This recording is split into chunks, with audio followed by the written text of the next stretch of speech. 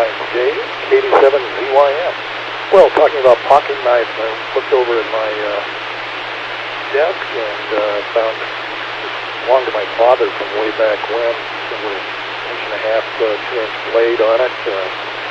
Very nice little pocket knife. Had it for years and enjoyed that. Let's see, today, well, got some domestic chores done, and then I was met with my daughter this evening, smoked up a ham that I had, a spiral cut ham that's been in the freezer for a couple of months, and got that out earlier in the week, and got it thawed out and put it in the smoker and smoked that up. Anyway, they advise against smoking spiral cut hams, because it can dry out the layers of the ham where it's sliced, so they prefer to smoke a ham that's not pre-sliced, and that turns out supposedly much better. But anyway, I violated the rules and did the spiral smoked ham, and it turned out wonderful, and it didn't seem to dry out along the edges, and as the text from the master smokers had said. So anyway, it was very good. Had smoked ham tonight, and that was great. Left the rest of the ham with my daughter and for her family to munch on for the week. A lot of good sandwiches there, and soup, and all kinds of things that comes off a 10-pound ham. So anyway, 2 people, we managed to do about 3 slices apiece, and that was about it. And then had the trimmings to go with the meal. So anyway, smoking the ham took 3 hours, and it was all done at that point, and then put a glaze over the top of it with sugar, maple sugar, and water and honey, and then set up on the ham really nice, and it glazed over, and it was very good. Anyway, that's what I was been up to. So this is Dave, KD7ZYM, and this is the Western Washington Anarchy Television Society class. So let's go back up to KD7QKU. Ron. Okay, KD7ZYM in the group. This is KD7QKU. Well, good evening, Dave, and good evening, James, and good evening, Jim. And I did get a text from Lee earlier. I forgot to mention it. I was so excited about football. He has company tonight, and he probably won't be joining us. So anyway, yeah, I like college football. Right now, Cougars 28, New Mexico 7. They just intercepted New Mexico, I think, and scored a touchdown. So anyway, well, James, I have a Kershaw. I like it really well. I'm going to put the mic down.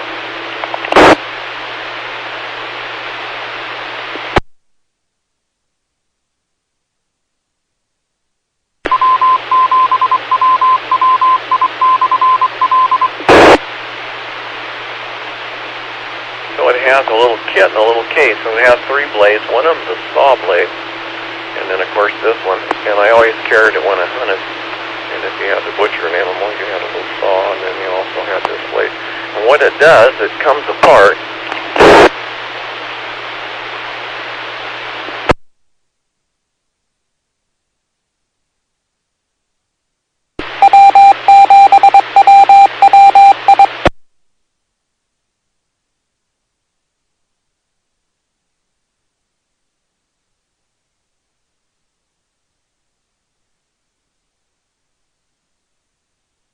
So you lift that up and you take the blade off and change the blade. You can see how it has this hole in it.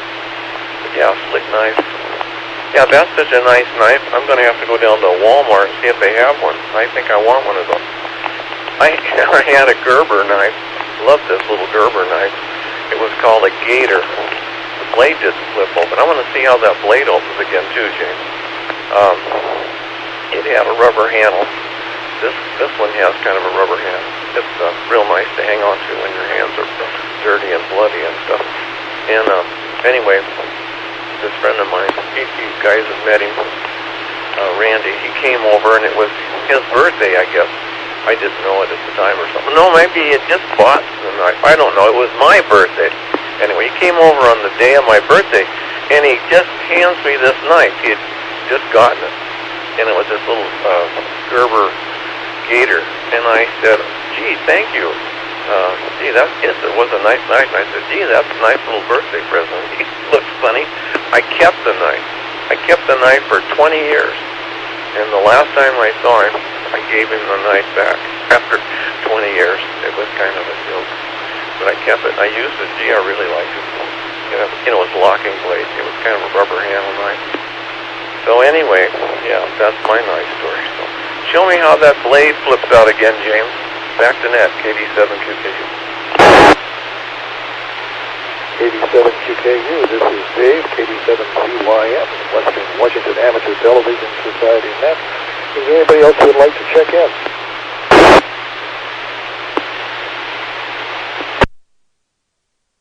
Let's move on down the list. WU7M, James.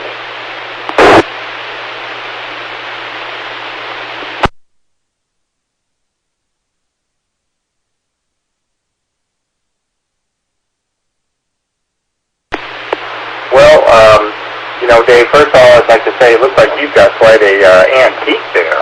I'm told that knives, when they get that old, especially if they've never been sharpened, they have collector value. You should look into that.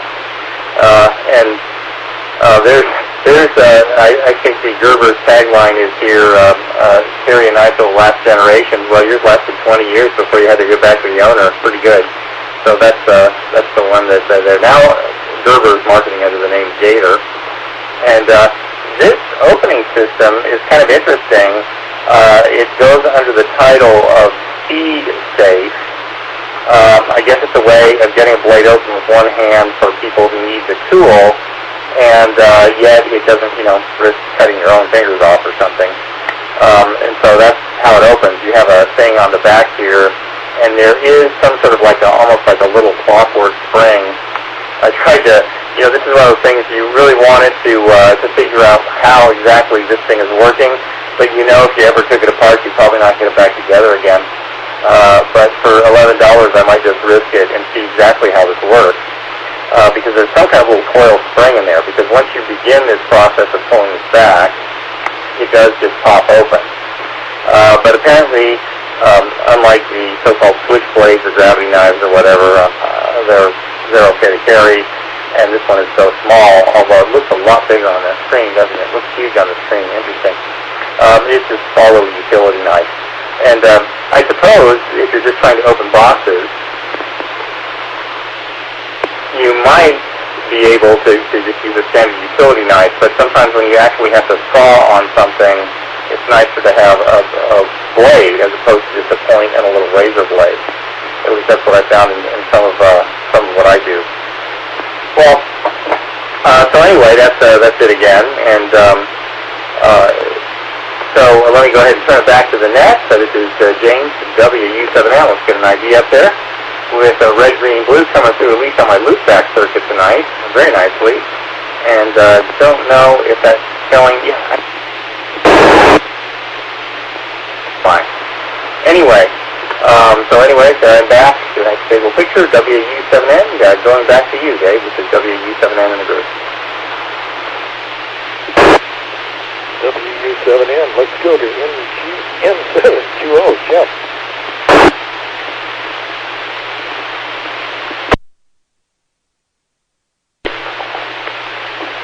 N7QO. Thank you, Dave.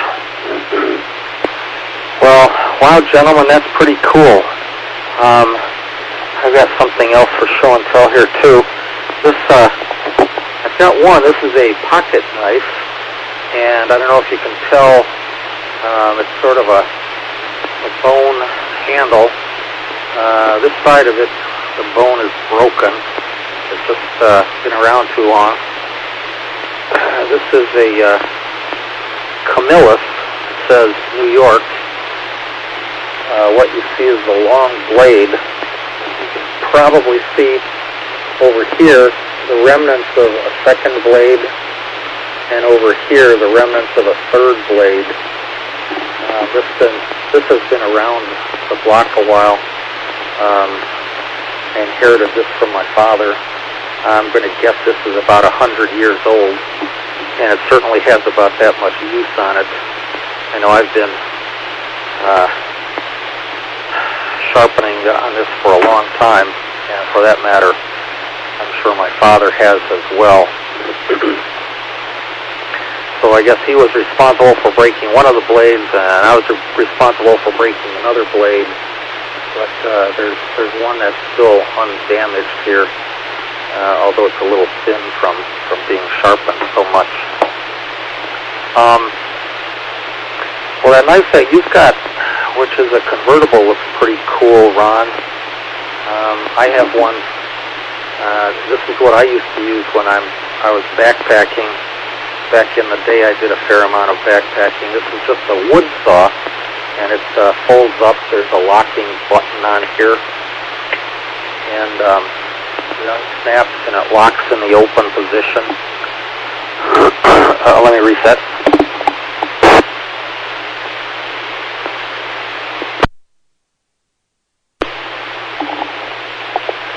So once again, this is just for wood, and I happen to have this lying around. I use it actually for pruning some trees and bushes and whatnot around here. So it just happened to be kind of handy rather than in with my backpack stuff, which I'm not exactly sure where it all is. It's in a box around here somewhere. Somewhere I've got a backpack. It's kind of worn, but I guess that means it's used. I actually got this because I had a small hatchet, but the hatchet was a little bit maybe heavier to carry in my backpack than I wanted to, and I found this to actually work faster. Okay, the hatchet might be better for defense than this, but didn't really need something for defense, so wound up with this.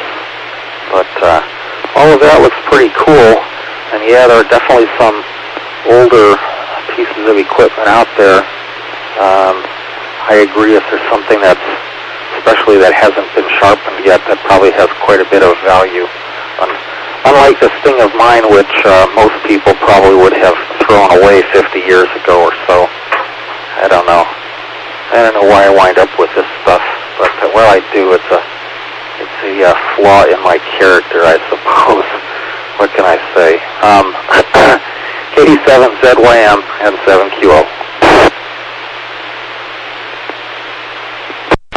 M7QO, this is KD7CYM. This is the Western Washington Amateur Television Society Net. I'm Dave, KD7CYM again.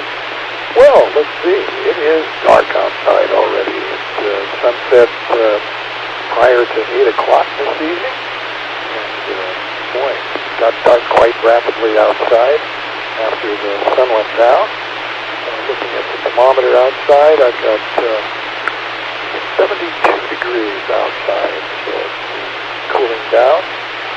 And yes, Kershaw knives. My original backpack, I had a Kershaw knife.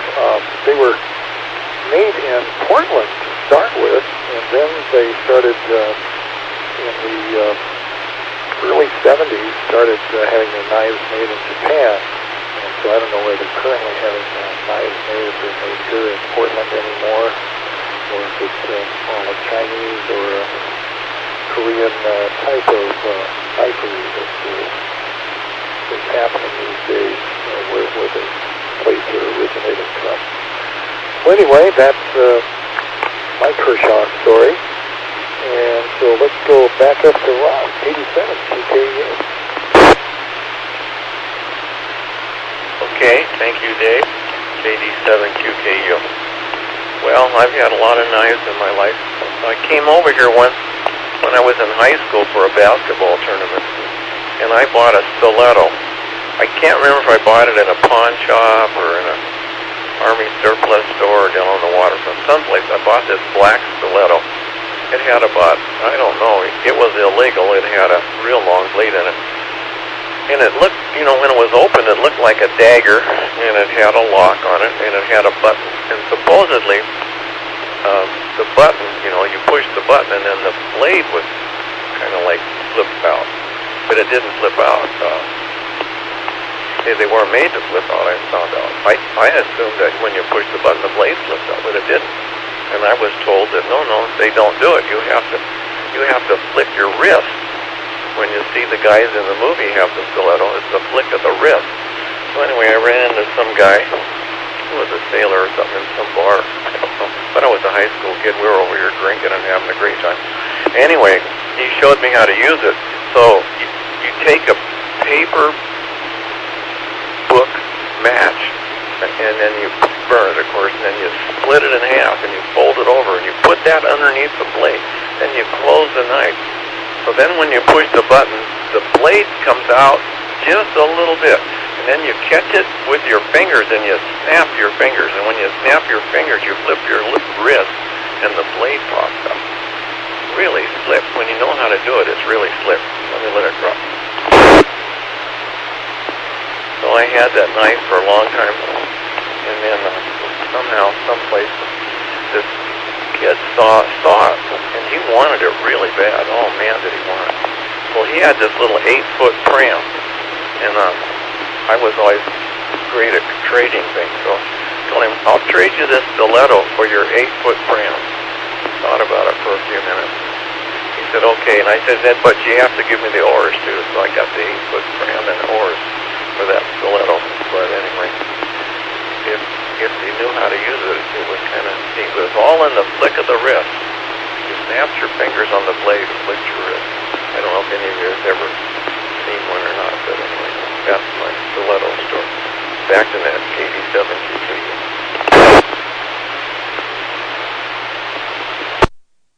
KD7QKU. Let's move on to James, WW7ATS. HYB. K7HYB, was that you?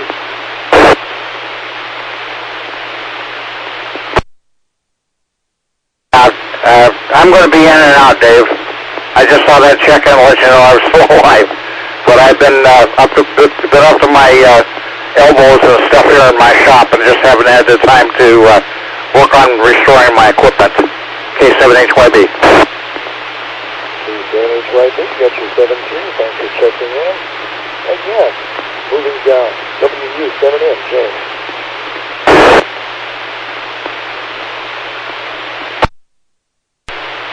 Okay, well, good evening to Gary. I hope you get your equipment back up and your shop back up going well soon.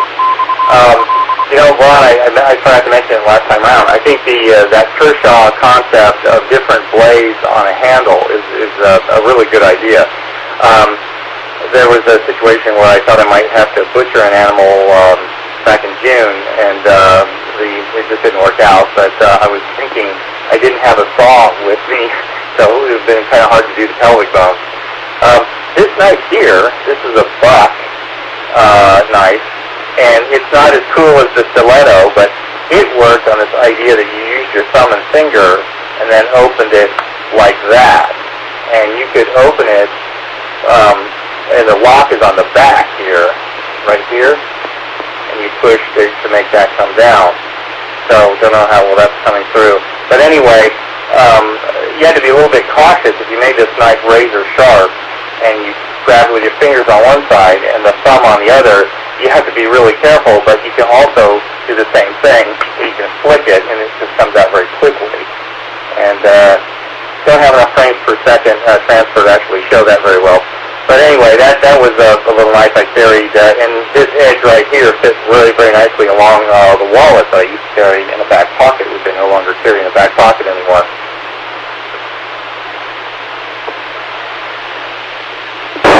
Connected KD6ILO link.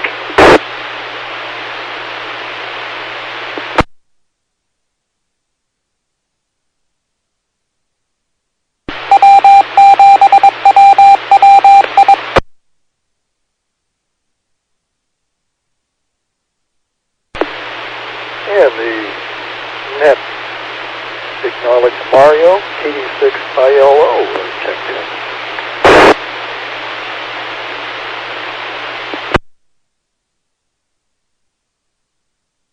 Yeah, good evening, David and Ed, KD6ILO here in Oceanside.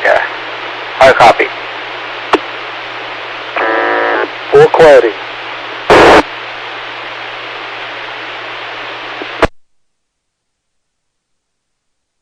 Yeah, good evening to the group. I just remembered that the net was on Saturday. Just wanted to check in, say hello. We have great weather down here, 70 degrees, clear skies, but 67% humidity. So it's quite fair to say it was pretty good today. Let me reset.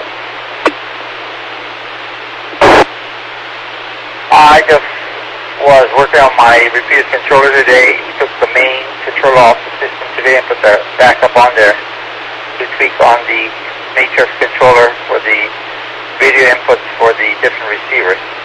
Make sure they work, and they work pretty well. We logged in the Colorado ATN net in today. That's for a check to make sure that the logic gateway on the controller was timed perfectly for the net when it started and when it ended. And that's all I did today. Back to the net, KD6ILO. KD6ILO, we got that. Thank you, Mario. Sounds like you're having a lot of fun down there with ATV. Oh, let's see. Moving down from James, we got N7QO, Jim.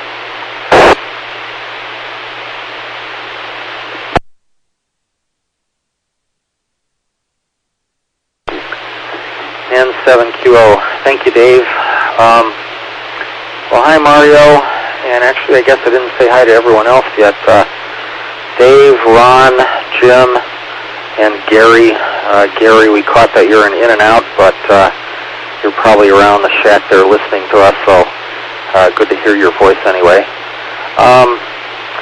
Well, Mario, the main topic tonight has been about mostly pocket knives. Not exactly sure how we got onto that. One of us found a good deal. Actually, Jim found a really good deal at Walmart on a pocket knife, and so all of us sort of rolled with that.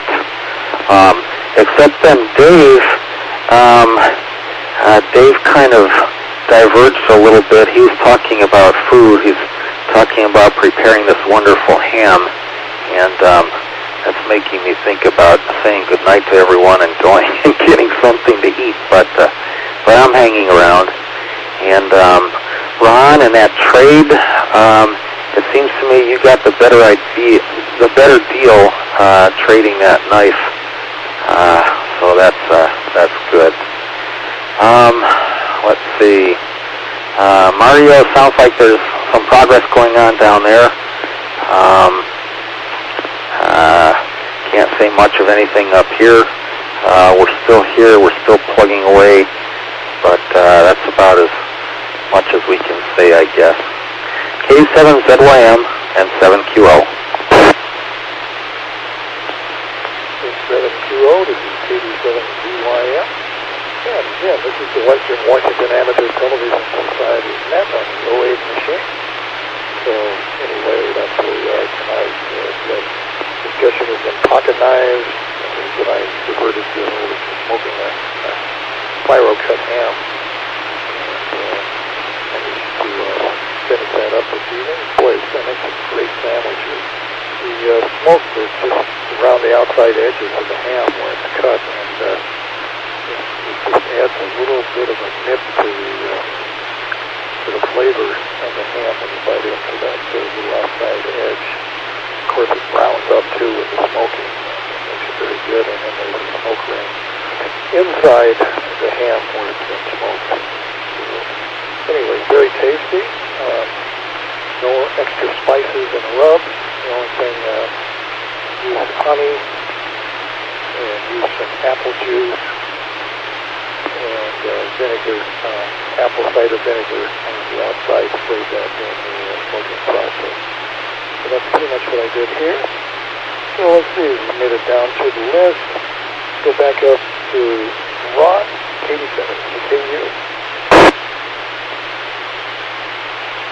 87QKU here. Well, hi, Mario. Nice to have you with us again tonight. Wish you lived up here so you could be with us and help us. Sometimes we could use your help. I like knives. This is an old knife. It's an old Western knife. I think, like Jim, it belonged to my dad. I think when he hunted, I think he probably butchered lots of animals with it. It's got a lot of carbon in the steel. I like lots of carbon in my knives. Nowadays, they're all stainless steel, and they dull too soon. They don't hold an edge. It's probably one of my favorite knives. Let me show you this one. Dave's got one like it.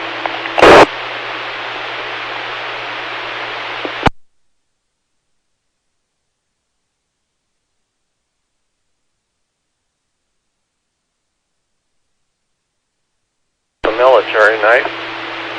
This one, I guess, wasn't a bayonet, but anyway, it's got a lot of carbon in the steel. Man, I used to leave this knife in my pack in the truck, and I had my meat bags and stuff in there. You were talking about splitting a pelvis.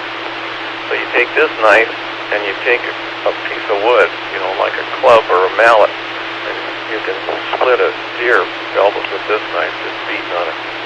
So anyway, this knife's been used a lot, but boy, it really holds an edge. Really nice knife. But like I say, I like a lot of carbon in my steel, in my knife blades, but you don't get it anymore. You have to get old blades. And the difference between a good blade, of course, and a good knife is how the ends are made, you know, with the blade, you know, with the pin that holds the blade together. Both are nice and solid and well made. You know, the blades, and they're really good. They're good knives. Otherwise, they're kind of a puny knife. I had two boys, so I've had lots and lots of knives, but they seem to disappear. I still have too many knives. But anyway, Dave's got tomahawks. I'm surprised he didn't get out his tomahawk. I never had a tomahawk. Anyway, back to net, 87 QKU. 87 QKU. Let's go to James, WW7ATS.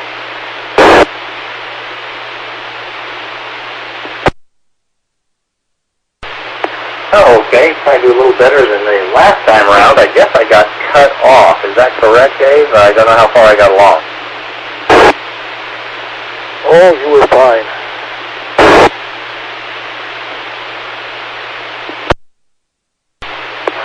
Okay, well, I'll give it another try here. Well, yeah, it's always interesting, the tools that we, you know, I guess there's a fine line being between collecting and hoarding. I certainly seem to, the older I get, the more I just can't resist the little deals, like this one right here. I mean, come on, that's just so cool for $11. How can you resist it? I'm such a sucker for that.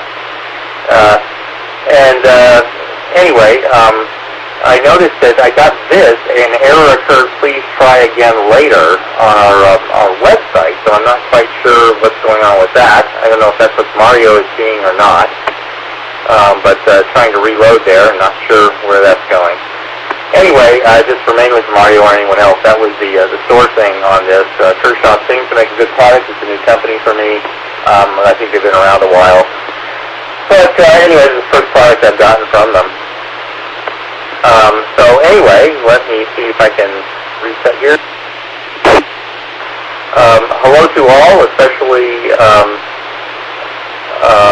Mario down there in Oceanside. It's great to hear you. Happy you joined our net tonight. Certainly appreciate that.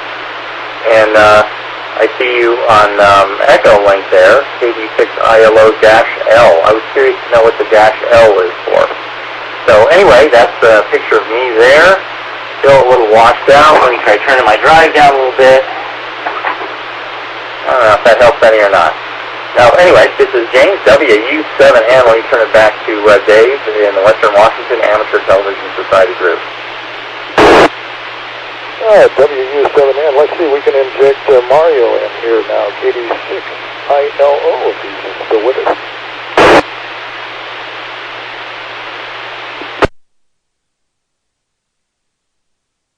Yeah, thank you, Dave. Yeah, to answer James' question, I run an Equilink simplex node. It's on 145.755 megahertz with a PL 107.2. Yes, and I'm connected my node, simplex node, to your Equilink station there, W7DME, I think it is, the repeater. So if you guys want to connect to me down here by Equilink, just look for KD6IL-L. The node number is 30597. If you know how to connect via your DTMS pad using that coding. Also to Ron, yeah, Ron, I wish I was up there too. I got garage full of stuff that I think the club could use as spares. I do have the second repeater that I built after I built the one for WW7ATS. I have it in the garage. It's all analog, FM and AM, and it's sitting there in a Pelican case, fully operational, ready to go. Just wanted to know some logistics of who's closer to the repeater out of the whole group that can control KD6ILO. KD6ILO. Let's move on down to Jim in 7QO.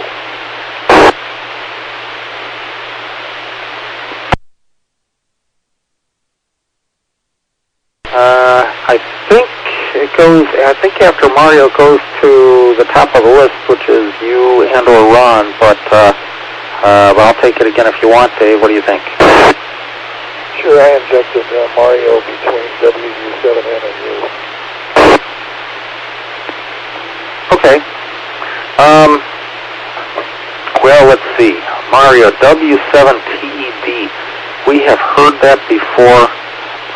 I do not recall what I used to know about that.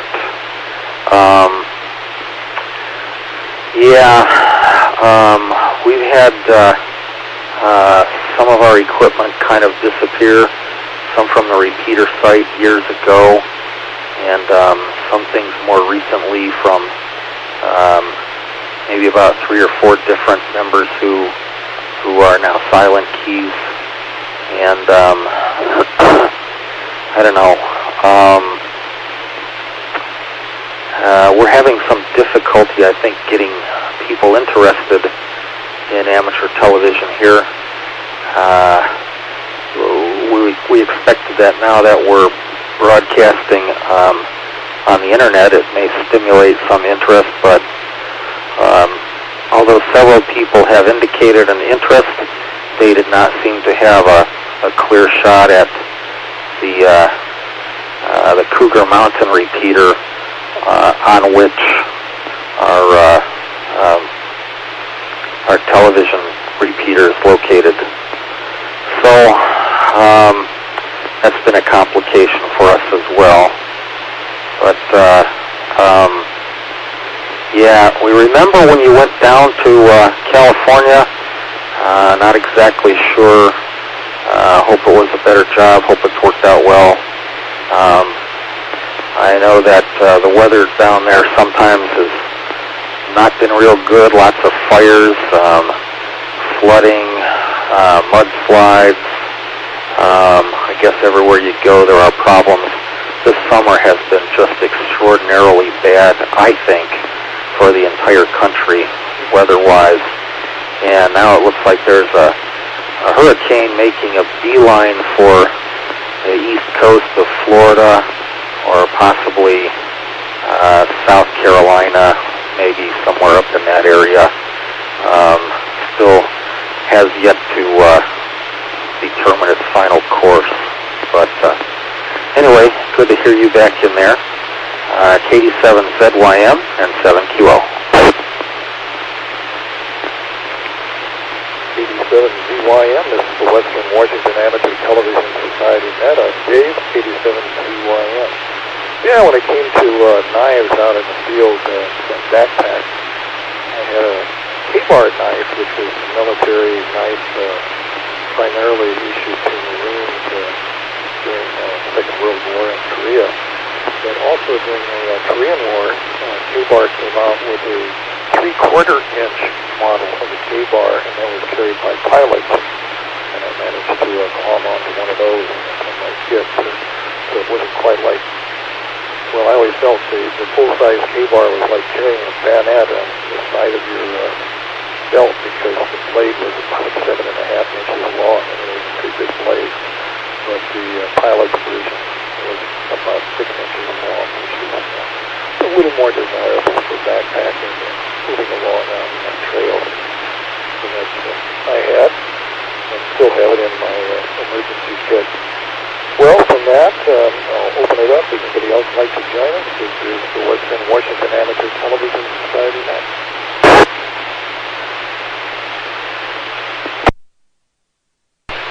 Hearing none, let's go up to the top of the list.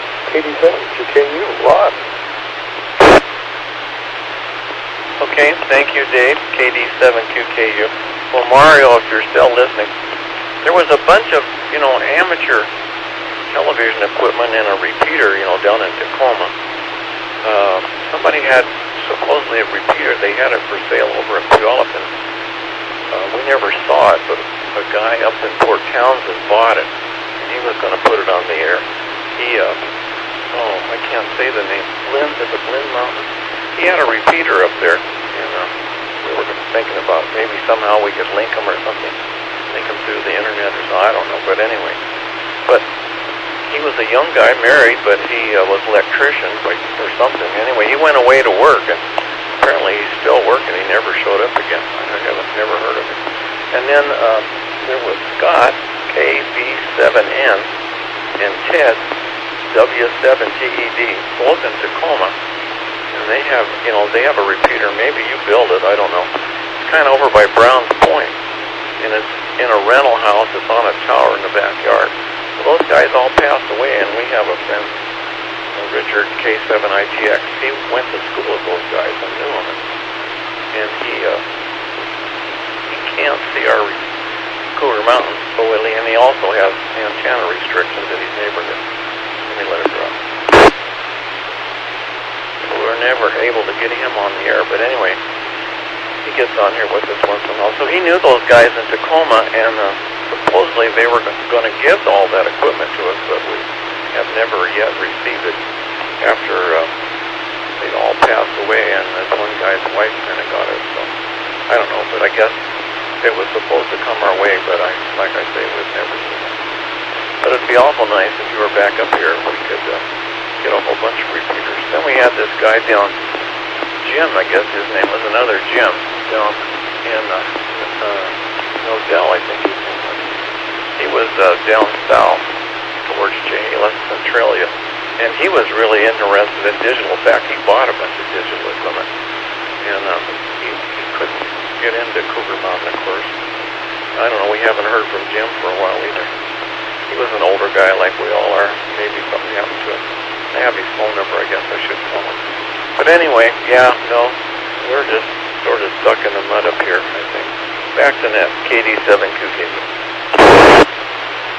KD7QKU, this is Dave, KD7QYM, Western Washington Amateur Television Society Net.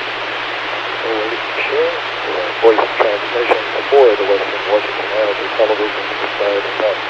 Let's go over to James, WW7ATS.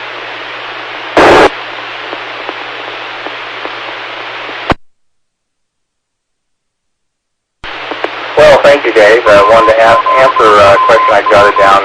Mario was asking who is closest to the repeater. I think Ron's actually physically closer than I am. I'm the next closest, and I'm the trustee. So I don't know if that's the image or that's the information that you wanted or not. And here I have a picture. Let's see. This is from the movie Bridges at Toko-Ri, and as you can see, the star of that movie has, I believe, the knife you're talking about, Dave. Never saw it I don't think he ever pulled it out in the movie, but it was kind of an interesting blast from the past to look at what pilots carried in the 1950s. And there's a couple of real good shots of that in that movie if you're interested in aviation history. So, anyway, it's always an interesting group to talk about. A lot of tool history on the net, always. And as I said, Jim, I think you should shadow box frame that one that's got the broken blade. So what better thing could you do for that? And perhaps somebody else in the family will get it after you. So, well, anyway, with that, this is James, WU7N. Let me turn it back to net control. This WU7N, back to you guys. WU7N, let's go to KD6ILO, Mario.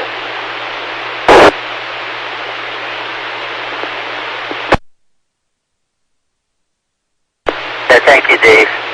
Yes, to answer the question on the first repeater, W7TD's repeater is the first repeater I ever built at Browns Point. That was a 434 input, 127725 out. And when I gave it to Ted, he just upgraded the controller with a four-port controller. And when he passed away, he went to Scott. And of course, I heard that Scott passed away, and now Ted used to hear too. And I have no clue where it went. The second repeater I built when I was in Tacoma is here with me now. That's the one in the garage in the Pelican case. Joe was just not on the air. And the reason I ask about who's closest to the repeater is because if I do get something going here, I can send up, I would like to send it to a station that's close to the repeater, so you guys can put a receiver there, a digital receiver at the repeater site, and then whoever's closer to the repeater can take the transmitter home and test it and make it into the existing one here that you're using. So I'm sketching myself here to get a modulator, going to get already modified for digital DVB-T on 70 centimeters digital. And once I get that done, I'll coordinate with you guys to get you go up to your place to test and experiment with. Let me reset.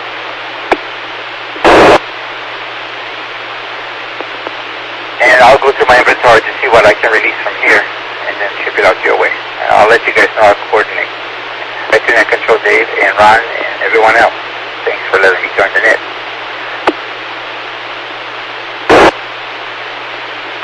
KD6, ILO, thank you, Mario.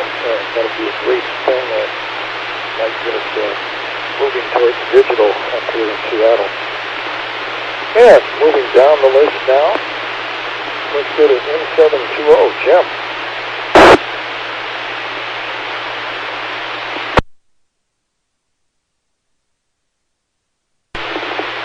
Thank you, Dave.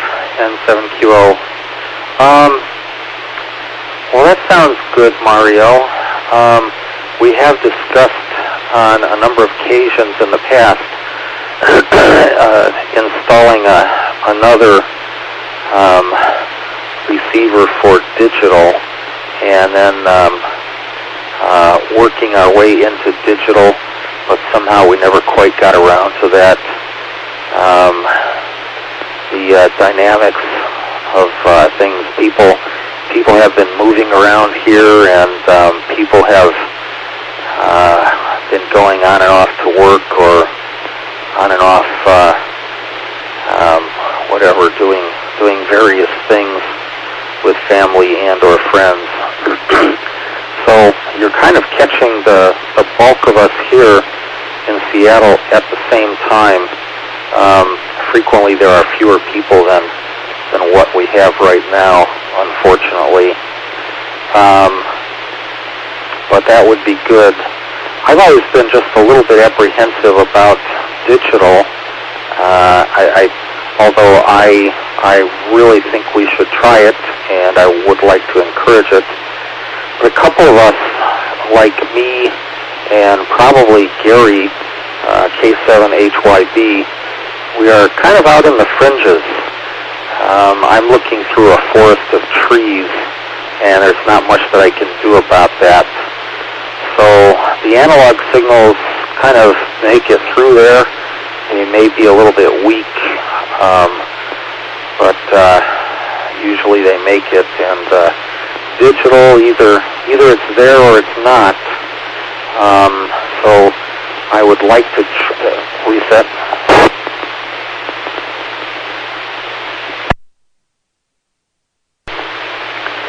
I would like to try digital personally, but I'm not entirely convinced that it would work for me.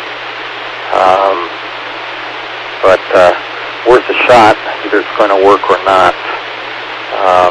If it does work for me, then that would be a big improvement. The fellows who are close into the station could just resume the analog as is, and it would help if I could get a better signal in there and see a better signal as well. But thanks for thinking of us, Mario. That would be a big help. K7ZYM and 7QO.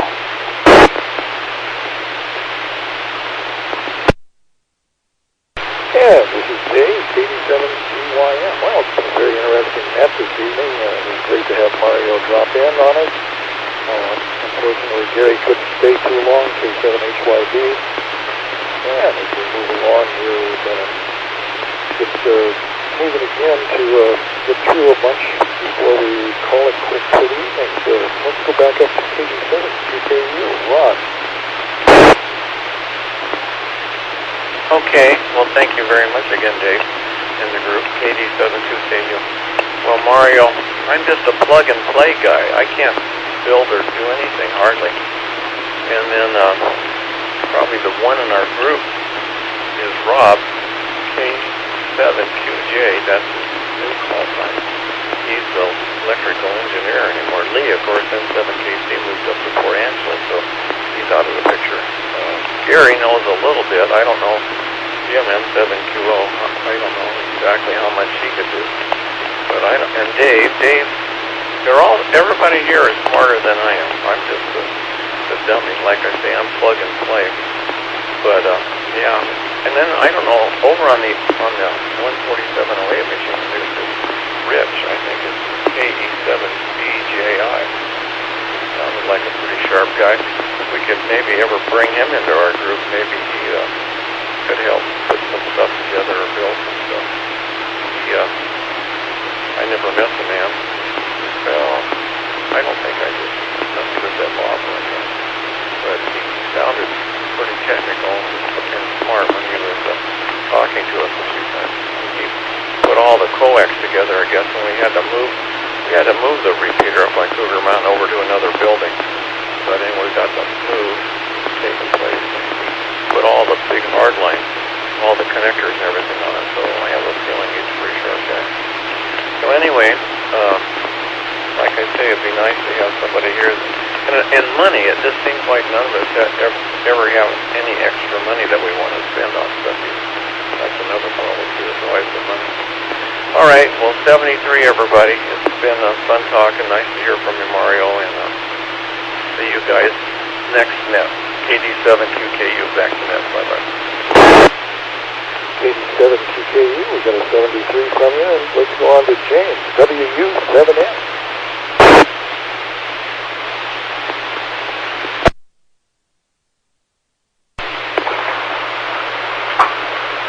Okay, guys. Well, thank you very much. Interesting net tonight. A lot of interesting ideas and stuff pops up on the net.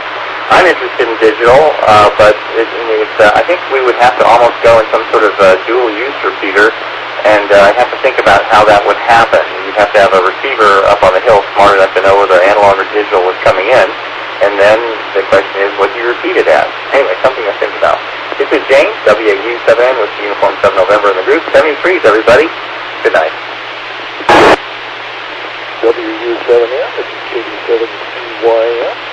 Let's move up to Mario again for a 7-3, KD6, ILO.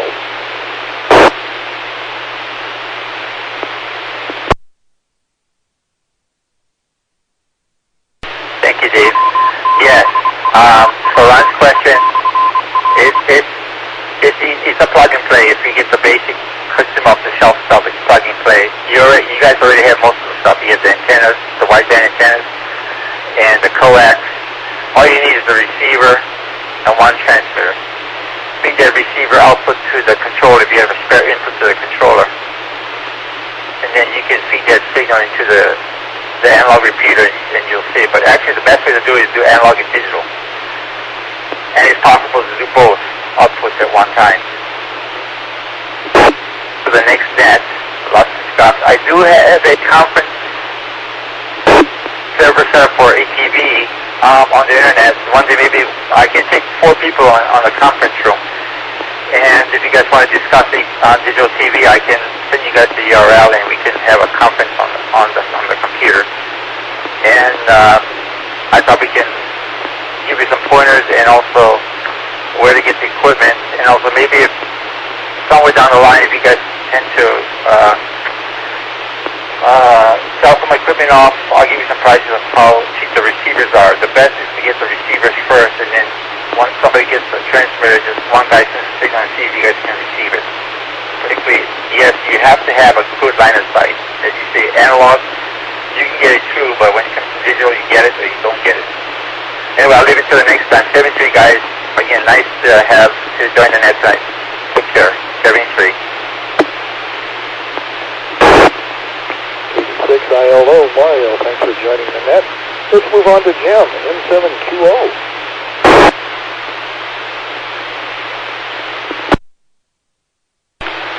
Thank you, Dave. Well, thanks for that, Mario. And let's see, I guess we're down to the wire here. Well, thank you all for the pictures. Thank you all for participating. Hope to catch you Wednesday evening. Good night, all, N7QO. N7QO. Thanks for everybody on the net this evening. KD7QKU, WU7M, N7QO, and KD6ILO, Mario, and Gary, K7HYP, who checked in and out. And again, is there anything from anyone before we button up the net?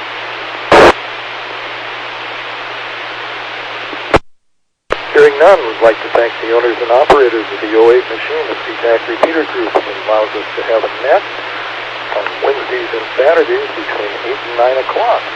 So on behalf of the Western Washington Amateur Television Society, signing off at this point, Dave, 37 ZYM. Good evening all.